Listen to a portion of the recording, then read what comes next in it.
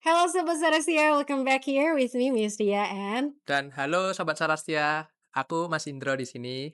oke, jadi Mas Indro, ini pertama kalinya ya kita ngobrol-ngobrol sambil pura-pura direkam di live Instagramnya Sarastia Agility ya. Iya, betul. First Wah, time banget ini, saya ada di sini bersama dengan Miss Ria. Biasanya kan di sini kan Miss Ria dengan Miss Elvira. Tapi oh sekarang ya. sepertinya kita bakal membahas sesuatu yang unik nih. Oh iya jelas, yang menarik yang lagi hot-hotnya, yang lagi panas-panasnya. Iya, Ya, tapi tidak sepanas gorengan ya, Miss ya? jangan ngomong gorengan, ini lagi puasa Mas. Oh iya ya. Iya. Ini sambil nemenin ngabuburitnya Sobat Sarastia nih Iya, tapi kebetulan kita nih. kita nggak ngobrolin yang menjurus ke fitnah, Mas, ya. Kita Iya, ngobrolinnya harus based on fakta dan juga ini lebih ke untuk sharing-sharing perspektif aja ya iya jadinya ya. betul. Oke, by the way kita ngomongin apa sih?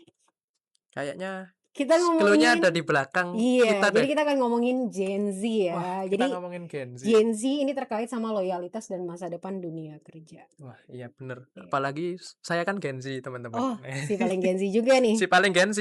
Oke, jadi Mas Indro Gen Z ya? Gen Z banget Oh, ini. jadi berarti nanti Mas Indro bisa mewakili perspektifnya para Gen Z ya. Iya, betul. Walaupun mungkin, tidak bisa dipungkiri juga, kan tidak bisa mencakup keseluruhan ya, cuman maksudnya beberapa perspektif dari Mas Indro sebagai seorang Gen Z ya. Iya, Oke, berarti kalau di sini kan Miss Ria kebetulan bukan Gen Z ya, tapi senior di atasnya. Miss senior Ria adalah, Gen Y atau Gen milenial ya, milenial dan perbatasan mungkin, Miss, ya? iya, udah akhir sih, jadi sebenarnya lumayan relate banget sebenarnya dengan hiruk-pikuk Gen Z ini, kayak Iya, gitu. berarti masih ada nuansa Gen Oh Z-nya iya, gitu, jelas betul. jelas, ini aura-auranya ini ya, sangat-sangat relate banget sih sama Iya, Gen Z. betul. Cuman balik lagi mungkin sebagai, Gen milenial di sini juga Miss Ria tidak bisa, ini ya, disclaimer dulu, Miss Ria Mhm, di sini tidak berbicara atas nama semua Gen milenial yang ada ya, tapi balik iya. lagi, Miss Ria sebagai seorang personal yang memang, kebetulan Gen milenial dan di sini dari perspektif pribadinya Miss Ria. Jadi kita balik lagi ya, kita lebih ke sharing perspektif ya. Yes, betul. Biar saling tahu nih sebenarnya dari seorang Gen Z perwakilannya ini seperti apa sih, dan Mhm, bagaimana dengan isu yang ada di masyarakat itu seperti apa, biar bisa ada ruang untuk berdiskusi. betul. Kayak gitu. Oke, nah coba kita cek nih ya. Jadi, oh ya guys, kita bakal nih ya menggunakan beberapa slide di belakang ini sebagai untuk pestimulus ya, pemantik dari diskusi kita Iya, ya, kayak gitu. karena ini cukup menarik nih materi Iya, dari slide yang ada di belakang kita, oke. begitu. Nah Mas Indro, baru masuk yang slide yang pertama ini ada statement yang provokatif dan mungkin sebagai Gen Z harusnya merasa lumayan terbakar. Apakah Gen Z itu tidak loyal? Baru dibuka sudah panas ya, teman-teman ya. Ya udah di-judge ya? Sudah di-judge, guys. Atau ini ada lapisnya, atau justru perusahaan yang belum siap berubah. Ini menurut Mas Indro kayak gimana sih? Kalau menurut saya pribadi, Miss, ya, Mhm, sebetulnya kalau dikatakan nggak loyal itu mitos sih, Miss. mitos, Betul, karena apa? Menurut saya pribadi ya sebagai Gen Z, loyalitas itu dipengaruhi oleh era. era, Iya, betul. maksudnya gimana tuh? Karena gini, kalau kita melihat generasi kita sebelumnya, Mhm, ambil contoh kita ngambil Gen X ya. oke. Gen X itu kan memang lahir masih ada suntikan dari baby boomers tuh. Oke oke oke. Nah, kehidupan di masa lalu itu kan cenderung lebih simpel Oke. dan juga mereka tuh cenderung lebih menjaga kestabilan. Oh benar. Kita katakanlah ketika Gen X itu bekerja, maka mereka akan merasa aman dan juga stabil. Oke Nah, tapi Gen Z itu yang dibutuhkan bukan hanya stabil sih kalau sekarang, oke lebih ke arah grow fast-nya itu seperti apa sih? oke. Mereka itu butuh pertumbuhan yang cepat gitu. Cepat dan Betul, instan. dan instan. Karena apa? Teknologi sekarang juga semakin Oh, berkembang, oke, seperti itu. karena dipengaruhi oleh teknologi juga ya. Iya, betul. Tapi kalau Gen Z nggak loyal nih sebenarnya ada akuratnya juga loh Mas, at some point, karena beberapa Gen Z juga datang-datang tiba-tiba besok resign gitu, ada benernya Ada juga. benernya juga itu. Itu bener nggak sih, Bener fenomena itu itu terjadi bener. nggak sih Mas? Itu terjadi. Bahkan kalau saya pribadi kalau nggak cocok bekerja ya males Iya, gitu. jadi nggak mesti nunggu 1 tahun, 2 tahun kemudian baru resign ya, kalau nggak cocok ya langsung cabut aja gitu Mhm, berarti ya? langsung menghilang, Langsung gitu, betul. di-ghosting ya? Langsung di-ghosting. Jadi Gen Z Nah, suka itu dia. ghosting. Iya, betul. Kalau kalau Kalau nggak sesuai dengan nggak sesuai. kemauan hatinya, Oke. gitu. Dan di sini juga atau nih Mas, ini ada statement teman atau justru perusahaan yang belum siap berubah. Menurut Mas Indro gimana? Kalau perusahaan yang belum siap berubah itu ada benernya, Miss. Ada Karena benernya? apa, perusahaan itu kan kebanyakan sekarang itu kan masih didudukin oleh Gen X ya, sebagai Oke. tim BOD-nya. Oke oke. Nah, orang-orang itu masih cenderung mengadaptasi sistem kerja yang lama, Oke. gitu. Seperti, kalau kita ngomongin Lean ya bahasanya ya, Mmm, masih terikat dengan sebuah aturan dan juga sebuah standar operasional, oke. dan sedangkan Gen Z itu kan butuhnya kan keseimbangan, Oke. itu dia. Kata kuncinya adalah keseimbangan. Keseimbangan Karena ya? kalau terlalu dikekang, mereka itu akan, "Ngapain sih?" Akhirnya mereka merasa kreativitasnya itu dibatasi, Oke. seperti itu. Berarti coba Miss Ria highlight tadi sebenarnya kata kunci dari Mas Indro itu keseimbangan ya. Sebenarnya perusahaan menggunakan Lean itu sebagai pondasi untuk bisa mencapai efektivitas dan efisiensi itu sebenarnya nggak ada salahnya, tapi satu sisi juga harus membuka ruang ya. Iya, betul. Harus ada sisi yang juga fleksibel atau agile untuk bisa adapt gitu ya dengan karakter Gen Z ini dengan perubahan zaman juga kayak gitu ya. Setuju, Kalau karena pola pikirnya Gen Z itu memang cepet, cepat gitu. ya? Iya, Oke, berarti harus timbang antara lean sama agile, berarti dia harus ambidex. itu kuncinya di situ, Harus ambidex. harus ambidex. Oke, siap. Tapi kita hari ini nggak bahas ambidex ya, kita masih ngebahas Gen Z ya. Iya, betul, Oke, berarti Gen Z tidak loyal, enggak juga, mhm, tapi ada benernya juga, setuju. kalau udah nggak cocok tadi sama hatinya dan di satu sisi juga perusahaan juga harus lebih open minded ya untuk, membuka ruang untuk bisa beradaptasi dengan karakter dari Gen Z ini ya, Mas, ya? Iya, bener banget itu. Oke, sejauh ini masih sepemahaman ya kita ya Iya, dan heeh, perspektif-perspektifnya masih masuk juga. Oke, by the way Gen Z itu siapa sih yang masuk klasifikasi Gen Z? Tadi Mas Indro masuk Gen Z ya? iya, Berarti dia masuk lahir sekitar 1997 sampai 2012. Berarti Mas Indro lahir di sekitar ini ya berarti ya? kebetulan saya tahun 2002 sih, Miss. 2002. Iya, heeh, Oke, jadi berarti masih masuk ya di rentang si ini paling ya? Gen Z banget, Miss, Oke, jadi kalau gitu. kebetulan kalau Miss-nya kan nggak masuk Gen Z, jadi masuk Gen Millennial otomatis nggak masuk di sini ya, Iya, tanggal lahirnya ya. Ya mendekati sih, mepet-mepet sih, mepet-mepet gitu. lah ya, cuman nggak tercantum di sini ya. Iya, Dan tahu nggak sih Mas, katanya Gen Z itu akan menjadi kelompok tenaga kerja terbesar dalam beberapa tahun ke depan. Menurut Mas Indro itu seperti apa pendapat? kalau pendapat saya pribadi, Miss, kita nggak usah jauh-jauh deh ke tahun depan. Iya, Nah, tahun sekarang ini kan udah mulai ya? banyak fresh graduate tuh, Oh, I mulai see. dari fresh graduate kuliah, Hmm. mahasiswa, kemudian fresh graduate dari SMA ataupun Oh, SMK, betul betul. yang mereka sudah mulai banyak, Hmm. ini ya, mencari lapangan pekerjaan ya. Oke. Kita lihat aja di platform LinkedIn ya, Oh, LinkedIn. itu banyak banget nih, Gen Z itu yang status LinkedIn-nya open to work. Oh, oke. Nah, itu otomatis menjadi sinyal ya bahwasannya, tidak bisa dipungkiri kalau Gen Z itu memang sekarang lagi butuh yang namanya pekerjaan Pekerjaan. untuk mereka bisa menjalani hidup, seperti Oke, itu. benar ya. Jadi, bukan beberapa tahun ke depan, tapi mulai saat ini juga udah mulai terasa kalau Gen Iya, Z ini udah mulai menjadi kelompok yang mencari tenaga kerja ini yang paling besar ya? setuju banget kalau itu. Oke, siap, oke. Jadi oh iya, misalnya tuh pernah kalau nggak salah lihat berita di mana itu kayak ada banyak banget orang ngantri, kayaknya mostly Gen Z deh, karena masih muda-muda banget gitu, dan itu tuh udah kayak pasar, tapi mereka bawa lamaran pekerjaan kayak gitu. Oh, Itu fenomena nggak sih? iya, sekarang banyak banget, Miss, yang kayak gitu.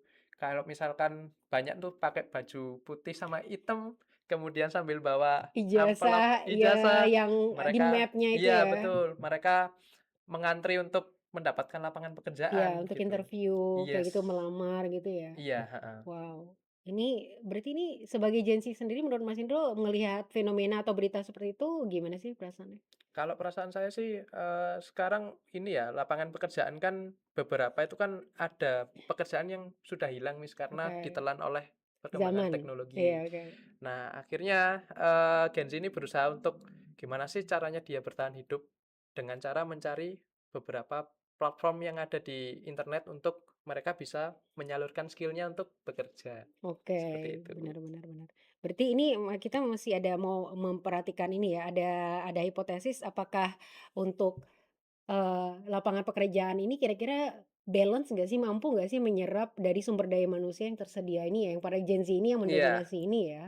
setuju banget. Oke, Karena siap. kan memang sekarang kan Gen Z itu lagi ini ya, banyak-banyaknya menyebar ke Oke, seluruh, bahkan nggak se-Indonesia aja sih, di global pun sekarang produktif. seusia saya itu udah mulai banyak yang ini ya, punya perusahaan, terus cari-cari pekerjaan, kayak Oke, gitu. udah mulai mendominasi dari top level sampai, yang sampai Bottom, betul. eksekusinya ini ya, oke. Nah, Jadi based on, statistik, jadi ini berdasarkan data dari Badan Pusat Statistik BPS dalam sensus penduduk di 2020 ya, Mas, ini udah 6 tahun yang 6 tahun yang berlalu ya. lalu. Jadi Gen Z itu mencapai sekitar 27,94% Iya, atau kalau secara jiwanya, jumlah jiwanya itu ada 74,93 juta jiwa dari total populasi Indonesia. Jadi mereka, ranking satu gitu bahasanya, yang paling setuju. banyak. Kemudian diikuti oleh milenial di 25,87% dan berikutnya ada Gen X, ada juga yang Gen Z ya, ada juga baby boomers dan pre-boomers gitu. Boomers. Dan ya ini kan udah usia lanjut Usia banget lanjut, ya, betul. dan kemungkinan mungkin bakal mereka hilang dan yang lain akan bertumbuh lebih banyak baru lagi. Dan berarti Gen Z untuk demografi Indonesia sendiri itu mereka top one gitu, dalam arti mereka mendominasi populasi di Di Indonesia, Indonesia. iya, Berarti orang Indonesia setuju. ini lebih banyak Gen Gen Z, Z-nya. iya, Gimana nih karena perasaan kan Anda? ini Miss, kan pernah ada statement tuh, kalau misalkan Indonesia itu kan pengen mencapai generasi yang emas. Oke, Indonesia Emas Indonesia emas tuh, 2045. 2045, Nah, oke. itu eksekutornya siapa? Gen Z, Gen gitu. Z ya? Pastinya Gen Z, karena Oke. mereka itu nanti akan menjadi role model bagi generasi yang di bawahnya. Iya, berarti masa depan Indonesia ini ternyata ada di tangan Gen Z, Gen Z ya. iya, setuju banget Jadi itu. Gen Z ini harus dipersiapkan untuk bisa menghadapi tantangan apapun untuk bisa menaklukkan itu dan bisa mencapai Indonesia Emas di 2045 ini ya berarti, Mas, ya? Iya, karena memang hidupnya di satu sisi mereka hidup di transisi zaman. Iya, benar benar. Karena dari zaman dulu yang belum ada teknologi, mereka akhirnya lahir dengan munculnya teknologi yang Dan baru. masif perkembangannya ya? Perkembangannya masif sekali. Oke. By the way kalau ngomongin demografi, Indonesia ini termasuk yang sangat, strategis ya, dalam arti seperti ini, demografi Indonesia kita tuh lagi memasuki, era keemasan di mana usia-usia produktif kita, populasinya itu jauh lebih banyak dibandingkan usia-usia Lansia, lansianya. betul. Karena ada beberapa negara di luar, mungkin seperti Jepang, Jepang, oke. di mana, birth rate-nya atau tingkat kelahiran itu jauh lebih Lebih rendah. rendah. Mungkin juga karena ada perubahan budaya juga di mana anak-anak muda itu mereka memilih untuk tidak menikah atau tidak mempunyai anak. Jadi Setuju. akhirnya populasi yang baru ini, eee, tidak tidak sebanyak yang diekspektasikan untuk bisa menggantikan usia-usia lansianya. Setuju itu, Miss. Nah, Karena kita nggak usah ngelihat ke Jepang sih, Miss. Kita di Eropa pun banyak iya, orang-orang yang lebih fokus dengan karir. oke, Jadi mereka lebih banyak, untuk menghidupi kestabilan kehidupan benar, setiap pribadi atau individunya masing-masing, tapi mereka belum memikirkan masa depannya sejauh itu. Apakah mereka harus mencari pengganti atau regenerasi lah istilahnya. oke, Kan regenerasi itu kan di satu sisi juga penting, karena mmm, apa, tidak bisa dipungkiri 5 tahun itu pun ataupun 3 tahun ke depan, perubahan zaman itu sudah mulai terasa cepat, benar. kayak gitu. Oke, berarti, Indonesia beruntung banget ya, kita maksudnya usia-usia produktif, generasi-generasi produktif ini masih menguasai sampai beberapa tahun ke depan. Walaupun ada note juga, walaupun untuk Indonesia masih belum terlalu signifikan ya, Iya, untuk culture yang di mana memilih untuk tidak menikah dan tidak mempunyai anak. Walaupun udah mulai ada juga beberapa orang yang memilih untuk free child free gitu child, ya, ya kayak gitu. setuju. Tapi mungkin culture itu lebih strong kalau di Di Eropa atau di Amerika di yang memang Amerika, mereka iya. lebih liberal gitu ya untuk pola dan hidupnya itu lebih individual seperti itu. Yes, setuju itu kalau itu. Oke, jadi sebagai Gen Z, perwakilan Gen Z Anda mendominasi ya. Anda Iya, dan geng-geng Anda ini sekarang banyak gengnya di ya. kota metropolitan yang besar-besar, kan banyak tuh perusahaan-perusahaan yang gede-gede. Oke, Nah, itu wajah-wajahnya kan wajah-wajah Gen Z Gen Z semua. semua Jadi ya, kelihatannya orang-orang yang tua sekarang lebih banyak menikmati di masa rumah. tuanya sih, Iya, menikmati hasil dari jerih payah yang sudah mereka bentuk di iya, masa lalu, iya. seperti itu. Dan Gen Z-nya juga banyak di tongkrongan. Iya, selain di kantor, di tongkrongan pun juga banyak ya, Iya, betul ya. gitu. Kayaknya perlu hiburan ya Gen Z ya. Memang perlu hiburan sih buat naikin mood-nya, Oh, Miss, bener gitu. juga ya. Oke, sip. Nah, tadi based on, the faktanya kalau, Gen Z itu adalah di Indonesia sendiri itu mendominasi dengan Iya, persentase yang nomor satu paling tinggi tadi. Jadi, kalau kita kaitkan dengan perusahaan, jadi mhm. mereka suka atau nggak suka, masa depan organisasi itu sangat dipengaruhi oleh cara kita memahami Gen Z. Karena Gen Z udah memasuki, dunia kerja dan Iya, beberapa tahun ke depan itu akan mulai didominasi oleh Gen Z, Gen Z. Jadi yes. gimana menurut Mas Indo Kalau dengan perspektif ini? kalau menurut saya sih, fakta ini saya setuju sih dengan fakta ini. Karena apa? Kalau misalkan organisasi tidak menyiapkan dirinya untuk melakukan regenerasi atau transformasi, mereka terjebak dengan cara kerja yang lama, Mmm, akhirnya ketika mendapatkan generasi baru nih, yang karakteristiknya nih, iya kan Gen Z itu identik nggak bisa diarahin kan. Kan iya. Z itu kan memang ini ya, Nggak bisa bisa ya. diarahin dengan kaku-kaku Iya, karena yang mereka cenderung lebih suka fleksibilitas, oke, kayak gitu. Nah, lentur ya? iya betul. Kalau misalkan mereka nggak bisa, ini ya, mendapatkan kebebasan dari itu, Mmm, mereka akhirnya nggak bakal mau berkontribusi secara maksimal di dalam oke, organisasi itu. iya, Akhirnya organisasi menjadi stuck, seperti itu. Akhirnya oke.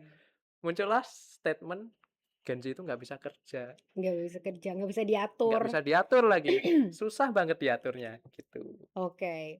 Berarti ini, sebenarnya berarti Gen Z ini bukan yang nggak bisa diatur ya, tapi Iya. lebih ke perlu treatment atau cara yang berbeda dibandingkan cara-cara lama untuk bisa, memenangkan hati Gen Z ini dan bisa merangkul mereka untuk terlibat aktif di perusahaan ya, seperti Bener itu? banget. Kuncinya adalah understanding of feeling. Wah, memahami perasaannya Memahami ya? perasaan itu, Miss, yang paling Oke. penting. Karena kalau mereka sudah merasa feel free dan safe, Mmm, mereka akan berkontribusi dengan maksimal. Karena kan, Gen Z itu anaknya kreatif banget, Miss. mmm, Tapi di satu sisi ada kekurangannya yaitu mood-nya itu, Miss. mood-nya itu Iya, sensitif ya? sensitif banget, betul. Sensitif, oke. Berarti kita harus hati-hati untuk cara nge-treat-nya, tapi kalau kita punya formula yang tepat untuk nge-treat-nya, mereka akan, bisa berkontribusi maksimal gitu ya, Iya, memberikan yang terbaik gitu ya untuk memberikan perusahaan yang juga. terbaik, betul. Oke, siap. Take it note, guys. Kita harus catat ya ini insight-nya ya, kayak gitu. Nah, Gen Z itu siapa sih kalau di dunia kerja? Jadi di sini ada statement katakan kalau Gen Z itu adalah generasi pertama yang benar-benar tumbuh bersama internet. Media sosial dan teknologi digital. Kalau menurut Mas Indo ini benar nggak? Betul sih, seperti yang saya sampaikan tadi ya. Di era-era tahun 2000 itu kan awal-awal munculnya sebuah teknologi tuh, Benar, Google, betul. Yahoo, dan juga ponsel-ponsel itu kan mulai menyebar tuh. Nah, Gen Z ini kan kebanyakan dibesarkan kan dengan orang tua mereka kan sudah mulai ini ya, terpengaruh sedikit demi sedikit dengan teknologi. Nah, karena Gen Z ini anaknya kepoan, Oke, akhirnya penasaran, penasaran. mencoba, "Kok menarik ya teknologi ini?" Akhirnya mereka berusaha mengulik, akhirnya, wah ternyata teknologi bisa sekeren ini ya, bisa memudahkan pekerjaan Iya, kita sebagai manusia itu biar nggak capek-capek lagi melakukan aktivitas yang membuang waktu mmm, atau membutuhkan, ini ya, memikirkan yang terlalu dalam. mhm. Karena sudah ada teknologi, mereka akhirnya memanfaatkan dan memaksimalkan itu. Makanya ada statement kalau Gen Z terlalu bergantung dengan teknologi, gitu. Berarti sebenarnya emang nggak bisa dipungkiri Gen Z dengan teknologi itu ibarat sangat berkaitan banget ya. Kalau Mas Indro sendiri kalau dengan internet itu persentasenya sama internet baik itu buat kerja ataupun buat scrolling-scrolling itu seberapa masif Mas? Atau persentasenya dalam satu hari let's say? Oke, kalau saya secara persentase ya, Miss, ya, nggak bisa dipungkiri sudah 65% sih, Miss, Berarti 65% waktunya itu untuk, berselancar berselancar di di internet, internet, baik itu untuk kerja maupun untuk, mungkin hiburan hiburan ataupun dan personal berkomunikasi, oke, yes. siap siap. Karena mereka itu suka ini ya, kita tuh suka mengenal orang baru, tapi nggak perlu ketemu, Oke, tapi hanya kita cukup ngelihat profilnya, ngelihat profil itu i sama dengan mengenal ya? iya, kita screening dulu nih. Dari profilnya, oh ternyata kalau misalkan ada foto profilnya, oh ternyata bisa diajak kenalan nih, Oke. isenglah kita untuk kenalan, kayak Jadi gitu. sekarang interaksinya kalau mau ngajak kenalan itu nggak mesti ketemu langsung ya, Iya, justru udah diruntis dulu jalannya lewat sosmed dulu ya, iya. berarti. By the way kalau ngomongin sosmed, kayaknya sekarang tuh banyak banget deh Mas platformnya nggak sih? Oh Kalau Gen Z banyak itu banget. Apa aja sih media sosial yang dipakai oleh Gen Z? Karena misalnya personally cuman pakai Instagram sama WhatsApp. WhatsApp sih mainly untuk komunikasi, Komunikasi. tapi kalau Instagram itu juga kemarin karena memang tuntutan kerja ya, kalau enggak juga Iya. Miss juga nggak aktif di Instagram. Kalau Mas Indro? Oh, kalau fenomena yang terjadi sekarang sih TikTok, Miss, yang paling meledak itu TikTok. TikTok? Yes, betul. Karena dulu kan memang awal-awal munculnya TikTok tuh kan untuk konten yang joget-joget Joget-joget aja nggak ya. jelas nggak sih Iya dulu? betul, tapi tiba-tiba setelah adanya Covid Mis ya, orang-orang itu iseng bikin konten edukasi. Akhirnya Gen Z yang pengen informasi transparansi informasinya Oh, lebih jelas, ngelihat konten itu mmm, akhirnya interest tuh. Akhirnya, iya, wah ternyata platform TikTok menarik nih, nggak cuman buat joget-joget ternyata. Ternyata bisa buat nyari sebuah pengetahuan atau edukasi di dalamnya situ, dan juga konten-konten yang lucu, seperti oke. itu. Karena yang mereka cari adalah sebuah hiburan, tapi juga ada sisi Edukasinya. edukatifnya, Oh, betul. berarti edukasi kenapa di TikTok itu menarik bagi Gen Z sesuai memenuhi kebutuhan mereka karena dikemas dengan visual yang menarik Iya, dan juga durasinya nggak panjang-panjang mungkin, Mas, ya? setuju.